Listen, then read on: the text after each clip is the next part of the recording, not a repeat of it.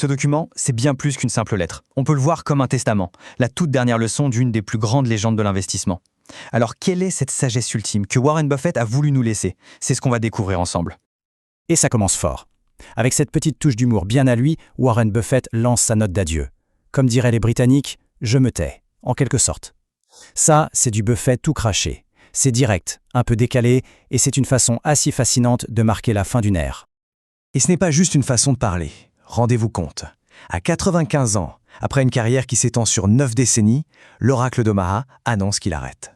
Fini le fameux rapport annuel. Pour le monde de la finance, ce n'est pas la fin d'un chapitre, non. C'est un véritable moment historique. Mais alors, comment a-t-il fait? Comment a-t-il bâti un tel empire?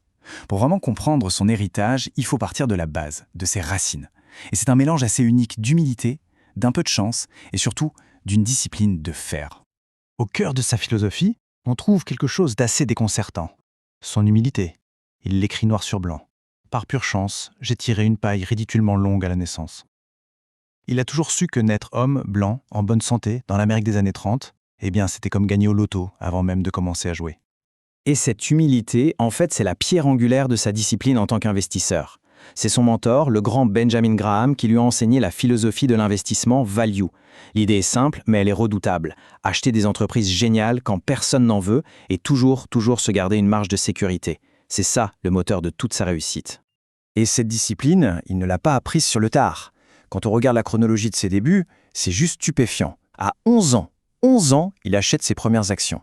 À 14 ans, il investit dans des terres agricoles. Et à 25 ans à peine, il lance son propre fonds.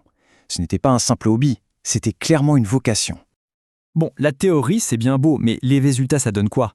Parce que sa philosophie, elle n'est pas restée sur le papier, elle a généré des milliards. Allez, passons à la preuve par les faits, avec quelques-uns de ses coups de maître les plus légendaires. Premier exemple, American Express, en 1964. Imaginez le tableau. L'entreprise est en plein scandale, la confiance est totalement brisée. Le marché panique, l'action s'effondre, et c'est là, au milieu du chaos, que Buffett voit une opportunité en or. Il fait ce que personne n'ose faire. Il investit massivement à contre-courant. Et le résultat? Accrochez-vous bien.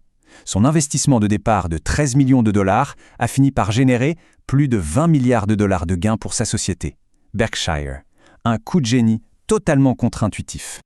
Allez, autre cas d'école, Coca-Cola, en 1988. Pour tout le monde, c'était juste une boisson avec des bulles et du sucre, mais lui, il a vu tout autre chose. Il a vu une véritable forteresse, un avantage sur la concurrence quasi indestructible, ce qu'il appelle un moat, des douves qui protègent un château. C'est ça, sa spécialité, voir la valeur là où personne ne la cherche. Les chiffres sont vertigineux.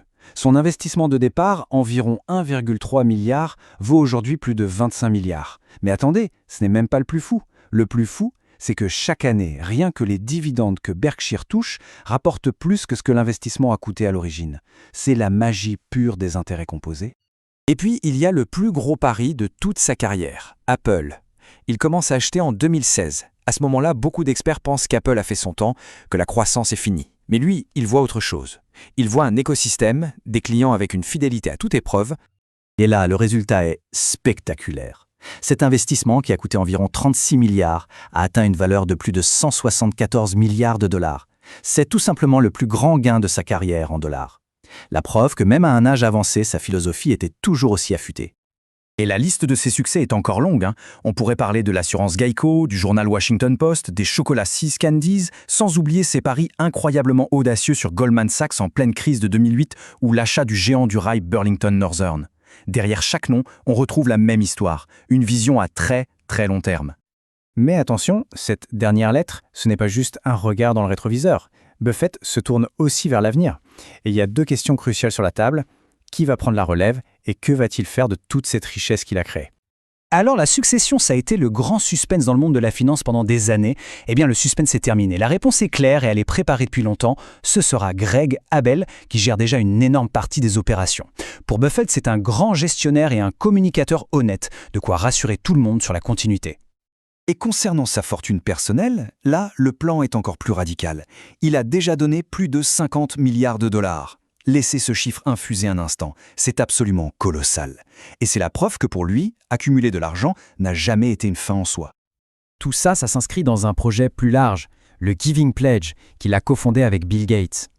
Son engagement est limpide, donner plus de 99% de sa fortune. L'objectif n'est pas de bâtir une dynastie pour ses enfants. Non, le but c'est de laisser un héritage au monde. Alors au final, quel est son héritage? Pour vraiment saisir l'ampleur du personnage, rien ne vaut quelques chiffres clés, ceux qui ont marqué sa vie et qui ont, au passage, redéfini l'investissement moderne. Regardez ce graphique, il résume tout. En gris, c'est la performance moyenne du marché, et en orange, celle de Berkshire Hathaway. L'écart, il parle de lui-même. Ce n'est pas un coup de chance sur un an ou deux, c'est une surperformance massive, constante, sur des décennies. C'est la preuve irréfutable que sa stratégie était supérieure. Et cette stratégie, voilà à quoi elle ressemble concrètement aujourd'hui. Ce portefeuille, il n'est pas rempli de paris spéculatifs ou de trucs à la mode, non. Ce sont les piliers de l'économie mondiale, Apple, Bank of America, American Express, Coca-Cola. En fait, Buffett n'achetait pas des actions, il achetait des morceaux des plus grandes entreprises du monde. Tout ça nous amène à la question fondamentale que son héritage nous pose, à tous.